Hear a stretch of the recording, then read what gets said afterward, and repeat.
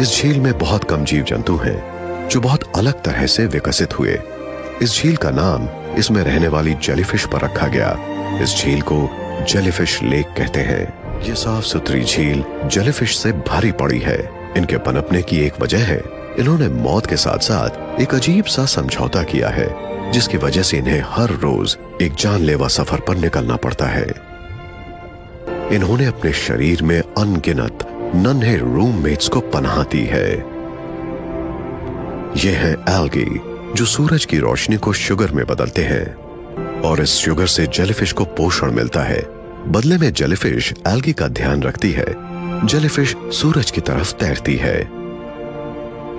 सूरज की पहली किरण के साथ ही अद्भुत प्रक्रिया शुरू हो जाती है। जेलीफिश पूर्व दिशा की ओर तैरने लगती है। इनके बेल्स का रुख हमेशा रोशनी की तरफ होता है। जेलीफिश बेरंग होती हैं। इन्हें एल्गी से उनका रंग मिलता है। ये करोड़ों की संख्या में झील की सतह पर धीमे धीमे बढ़ते हुए नजर आती हैं। झील के किनारों पर पेड़ पौधों की छाया की वजह से गुप्त अंधेरा छाया रहता है। जेलीफिश अंधी होती है, लेकिन वो अंदाजा लगा सकती है कहां अंधेरा है। ये उस खतरे को भी भांप सकती है जो किनारों पर मौजूद मैंग्रोव्स में छिपा होता है।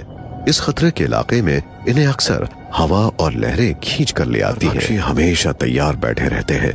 नन्हे ब्लेनीज मौका मिलते ही जेलीफिश के टेंटिकल्स को कुतर लेते हैं और उन्हें जानलेवा सी एनेमोनीज की तरफ धकेल देते हैं। पकड़ में आने के बाद जेलीफिश को हर तरफ से हमला झेलना पड़ता है।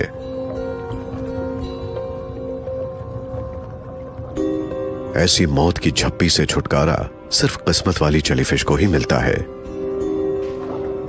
रात को जेलीफिश झील की गहराइयों में पहुंच जाती है, जो झील का सबसे जानलेवा हिस्सा है। जेलीफिश और उसके भीतर रहने वाले अनगिनत एल्गी इस ऑक्सीजन फ्री लेयर में पहुंचते हैं, जहां मरे हुए ऑर्गेनिजम्स की लाशें सड़ रही होती हैं। इस गहराई में एल्गी के लिए तो शानदार पोषक तत्व होते हैं। ये टॉक्सिक लेयर जेलीफिश के लिए जानलेवा साबित हो सकती है।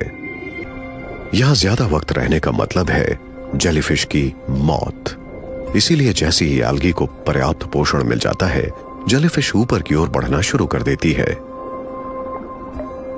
जेलीफिश ऊपर सतह पर पहुंचती है, जहां सूरज की पहली किरणें उसके स्वागत का इंतजार कर रही होती हैं।